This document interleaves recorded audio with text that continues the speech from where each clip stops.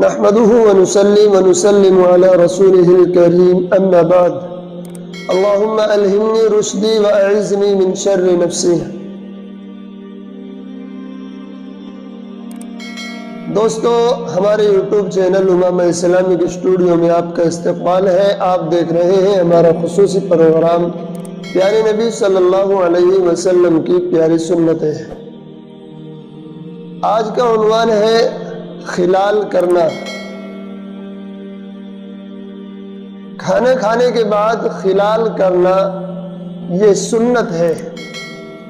حضرت عمران رضی اللہ تعالیٰ عنہ فرماتے ہیں کہ نبی کریم صلی اللہ علیہ وسلم نے ارشاد فرمایا کہ کھانے کے بعد خلال کرو اور کلی کرو، یہ دانت اور داڑھ کے لیے مفید ہے۔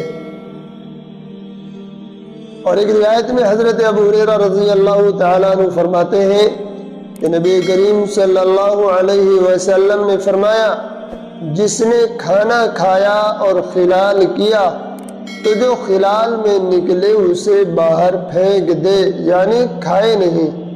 جس نے ایسا کیا اچھا کیا، ورنہ کوئی حرج نہیں۔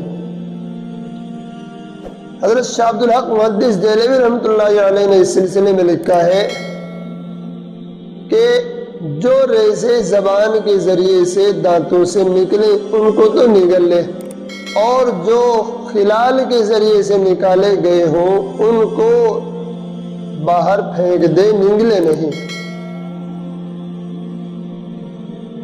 حضرت عبداللہ ابن عمر رضی اللہ تعالیٰ عنہما سے نقل کیا گیا ہے کہ کھانے کے ریزے جو داڑھوں کے درمیان رہ جاتے ہیں وہ داڑھ کو کمزور کر دیتے ہیں۔ تو معلوم ہوا کہ کھانے کے بعد خلال کرنا سنت ہے، منہ کی نظافت اور صفائی کا ذریعہ ہے، خصوصاً ایسے کھانے کے بعد جس کے ریزے دانتوں میں رہ جاتے ہیں، جیسے گوشت وغیرہ۔ ایسے کھانے کے بعد خلال کر لینا سنت ہے۔ اور خلال کس چیز کا ہونا چاہیے؟